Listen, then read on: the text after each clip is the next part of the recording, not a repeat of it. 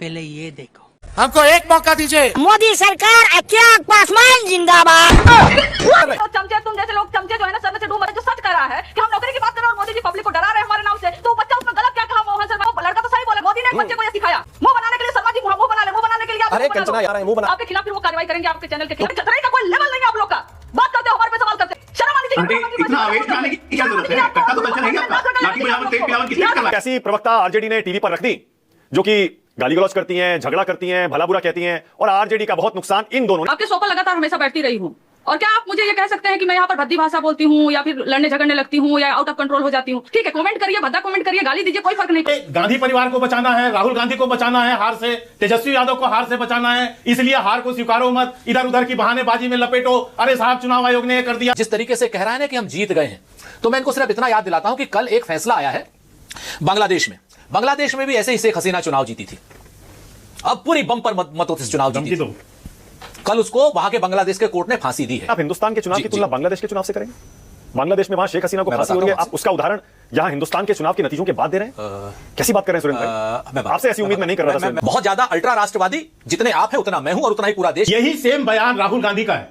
राहुल गांधी ने भी इसी तरह का बयान श्रीलंका को लेकर यहां पर दिया था। कोई माई का लाल, अरे हमारे लिए भारत आदर्श है, कोई माई का लाल भारत को नहीं देख सकता। ये और आपसे बड़ा राष्ट्रवादी हूं क्या कहना? और भारतीय जनता इटली में भी जगह नहीं मिलेगी सुरेंद्र राजपूत, समझ गए? आज के बाद राष्ट्र विरोधी बातें मत करना भारत के अंदर में। जो आदमी बांग्लादेश तुम्हारे लिए आदत है, जो आदमी बांग्लादेश तुम्हारे लिए आदत है। Donald Trump. नमस्कार दोस्तों, स्वागत है आपका न्यूज डिबेट चैनल में। दोस्तों, आरजेडी की दोनों प्रवक्ता कंचना यादव और प्रियंका भारती जब भी किसी डिबेट में उतरती थी तो ऐसा लगता था कि खबरों की बहस नहीं, कोई स्टैंड अप कॉमेडी शो चल रहा है। अभद्र भाषा, तंज और व्यंग्यात्मक हंसी मानो टीवी डिबेट नहीं, मजाक उड़ाने की प्रतियोगिता हो। लेकिन जनता सब देखती है और सबक भी देना जानती है। आज जब चुनाव नतीजे सामने आ गए तो वही लोग अचानक सती सावित्री मोड में आ गए हैं, जैसे इनका कोई पुराना रिकॉर्ड नहीं रहा। इसके अलावा आज की वीडियो में कांग्रेस के प्रवक्ता सुरेंद्र राजपूत ने फिर वही पुराना राग छेड़ दिया, बांग्लादेश जैसा हो जाएगा। लेकिन इस बार बीजेपी के प्रवक्ता के शर्मा और एंकर मानव गुप्ता ने करारा जवाब दिया है। पिक्चर चालू करो बे। कंचना, बहुत सारे लोग सोशल मीडिया पर और बल्कि टीवी पर भी आपको जिम्मेदार बता रहे हैं, आपको और आपकी दूसरी प्रवक्ता प्रियंका भारती को। वो ये कह रहे हैं कि ऐसी प्रवक्ता आरजेडी ने टीवी पर रख दी जो कि गाली गलौज करती हैं, झगड़ा करती हैं, भला बुरा कहती हैं, और आरजेडी का बहुत नुकसान इन दोनों ने। अच्छा, अनुप्रिया भी इसी पर शायद कुछ कहना चाह रही है, बोलिए अनुप्रिया। मैं कंचना जी के बोलने के पहले एक बात कह दूं, क्योंकि देखिए मैं भी एक महिला हूं और मैं भी जानती हूं कि किस तरह से संघर्ष करके हम लोग यहाँ पहुंचे राजनीतिक में। तो मैं जो भी लोग सुन रहे हैं, मैं कहूंगी कि ये गलत है। आप इस तरह से किसी एक प्रवक्ताओं पे आप टीका टिप्पणी करके उन पे ठिकरा। बहुत बढ़िया अनुप्रिया, और मुझे लगता है कि महिला, मैं फिर कह रही हूँ, नीतीश कुमार जी ने जिस तरह का एक बिहार में संरचना तय की कि डिसाइडिंग वोटर के रूप में महिला है, महिलाओं के लिए राजनीतिक बहुत अपने आप में एक संघर्ष के विषय। ठीक है, बहुत बढ़िया अनुप्रिया। नहीं बोलना चाहिए, जवाब कंचना बोलिए, ये मेरा मानना है। ठीक है, कंचना बोलिए। बहुत बहुत शुक्रिया आपको अनुप्रिया जी। मुझे मालूम है कि आपका स्टैंड क्या है, पहले से ही मालूम था, आज भी मालूम है। इसके लिए बहुत बहुत धन्यवाद आप संस्कार से कुछ इसको। लेकिन मानक जी, मैं आपके शो पर लगातार हमेशा बैठती रही हूँ, और क्या आप मुझे ये कह सकते हैं कि मैं यहाँ पर भद्दी भाषा बोलती हूँ या फिर लड़ने झगड़ने लगती हूँ या आउट ऑफ कंट्रोल हो जाती हूँ? दरअसल समस्या कहाँ पर है? 10-20 सालों, खासकर 10 सालों में टीवी डिबेट्स को एक दंगल की तरह बना दिया गया है, जहां पर चीखने चिल्लाने, बीच में अगर दो प्रवक्ता अपोजिशन के और सत्ता पक्ष के लड़े नहीं तब तक टीआरपी मिलती नहीं। और ऐसे टीवी स्पेस में हमें अपनी बातों को कहना पड़ता है, और जो हमें ऐसे टीवी स्पेस में अपनी बातों को कहना पड़ता है तो हमें उन्हीं के लहजे को इस्तेमाल करना पड़ता है जिस लहजे में वो हमसे सवाल कर रहे होते हैं और जिस लहजे में वो हमसे एक्सपेक्ट कर रहे होते हैं। मानक जी, हमें जैसे अपने टीवी स्क्रीन पे जैसे स्पेस देंगे, जितना स्पेस देंगे, जिस तरह से सवाल पूछेंगे हम उसी तरह से जवाब देंगे। बाकी टीवी चैनल जो है जिस तरह से सवाल पूछेंगे हम उसी को जवाब देंगे। लेकिन मैं उनको कहना चाह रही हूँ कि ठीक है, कमेंट करिए, भद्दा कमेंट करिए, गाली दीजिए, कोई फर्क नहीं पड़ता है, क्योंकि शायद यही आपके संस्कार होंगे। आपके घर में भी बहन होंगी, बेटी होंगी, वो भी राजनीति में आना चाहती होंगी। मैं तो कहूंगी across the party Bharatiya Janata party हो, कांग्रेस हो, जदयू हो, आरजेडी, कोई भी पॉलिटिकल पार्टी हो, हर पॉलिटिकल पार्टी में महिलाएं महफूज रहें, आगे बढ़े, तरक्की करें। ठीक है, okay, all right, okay, all right. प्यारी समझ गई। मैं मानक जी एक बात कहता हूं, जब भी हार हो तो हार को स्वीकारना सीखिए पहले। यदि हार को आप स्वीकार नहीं पाते हैं और हार के कारण नहीं समझ पा रहे हैं, तो फिर आप लीपापोती करते हैं यही कह के कि जी SIR में हुआ, चुनाव आयोग ने कर दिया, 10,000 रुपया ने कर दिया, फलाने ने कर दिया। जबकि सच्चाई यह है कि हार को यदि आप स्वीकार कर लें तो आप आत्मचिंतन की बोध पर जाएंगे और आपको समझ आएगा कि गलतियां कहां कहां हुई हैं। और ये गांधी परिवार को बचाना है, राहुल गांधी को बचाना है हार से, तेजस्वी यादव को हार से बचाना है, इसलिए हार को स्वीकारो मत, इधर उधर की बहानेबाजी में लपेटो, अरे साहब चुनाव आयोग ने ये कर दिया, वो फलाने ने ये कर दिया। आपके इससे आप आश्चर्य करोगे मानक जी, आपके सैकड़ों रिपोर्टर हैं बिहार में। चुनाव आयोग SIR यदि कोई मुद्दा होता तो 65 लाख लोगों के वोट पर कटे, 65 लोग भी क्या आपको सड़क पे दिखाई पड़े क्या? बात तो सही है। कोई स्वस्फूर्त कोई प्रदर्शन करने गया क्या? आप कोई भी प्रदर्शन नहीं किया। ये केवल कांग्रेस पार्टी और विशेषकर राहुल गांधी का अहंकार था। हमने कहा जी, हमने दबाव बनाया जी, नहीं तो ये नहीं करते जी। सुरेंद्र राजपूत, ये हर चीज का सुरेंद्र भाई आपकी बारी है। माइलेज लेना है, कैसे अपने को प्रेजेंट करना है। ओके सुरेंद्र, यही केवल एक तरीका बचा है और कुछ बचा नहीं है। बाकी जनता इनको पूछती नहीं। सुरेंद्र राजपूत बोलिए।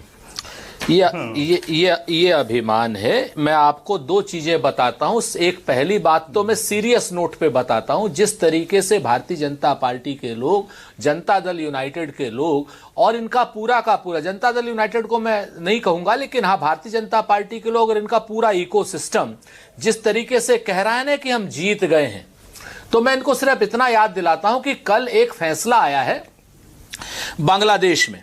बांग्लादेश में भी ऐसे ही शेख हसीना चुनाव जीती थी। अब पूरी बम्पर मतों से चुनाव जीती थी। कल उसको वहां के बांग्लादेश के कोर्ट ने फांसी दी है। अरे कहना क्या चाहते हो?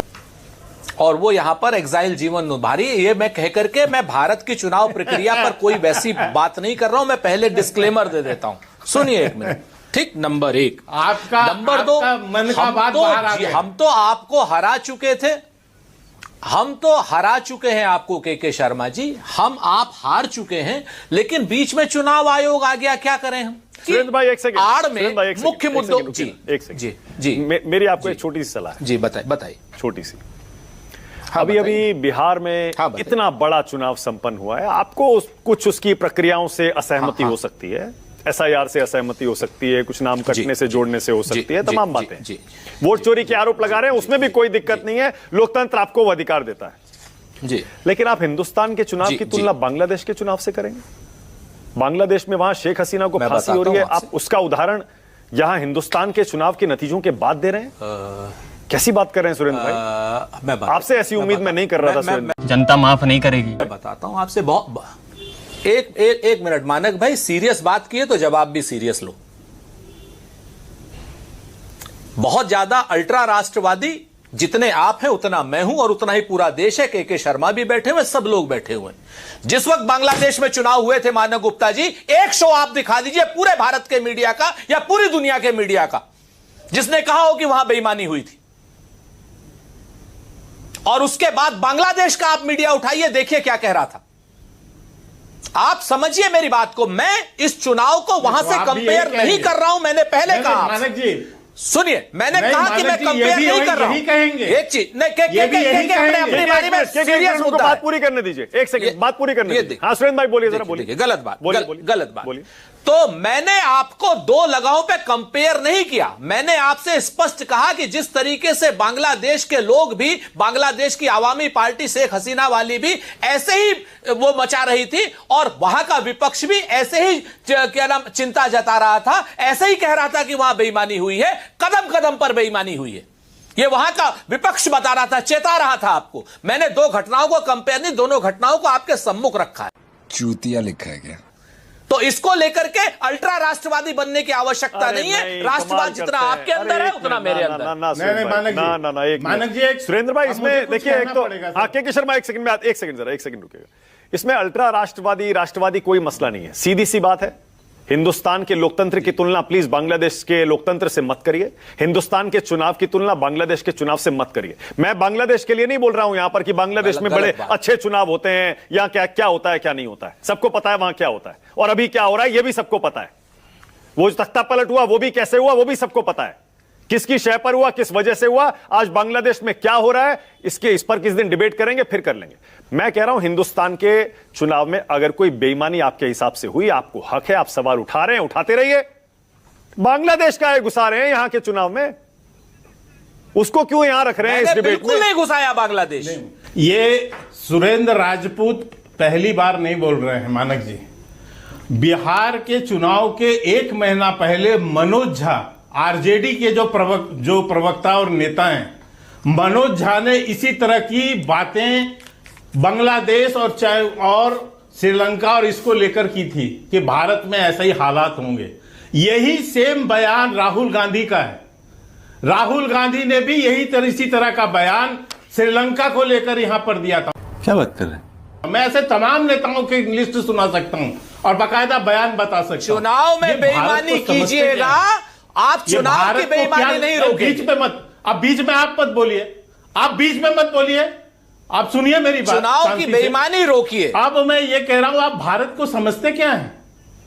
आपके लिए बांग्लादेश आदर्श हो सकता है, कोई माई का लाल अरे हमारे लिए भारत आदर्श है, कोई माई का लाल भारत को नहीं देख सकता।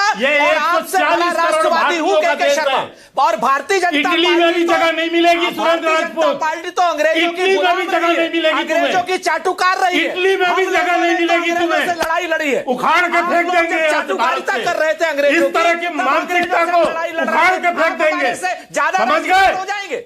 आज के बाद राष्ट्र विरोधी बातें मत करना। भारत के अंदर में जो आदमी बांग्लादेश तुम्हारे लिए आदर्श है, जो आदमी बांग्लादेश तुम्हारे लिए आदर्श है, डोनाल्ड ट्रंप से डर गया हो। ओके, हटाइए, अब जरा हटाइए। ओके, अब हटाइए। ओके दोस्तों, कांग्रेस इतनी बुरी हार हारने के बाद भी इनकी अकल ठिकाने नहीं आ रही है। कांग्रेस और कांग्रेस के प्रवक्ता सुरेंद्र राजपूत के बारे में आपकी क्या राय है, कमेंट में जरूर बताइए।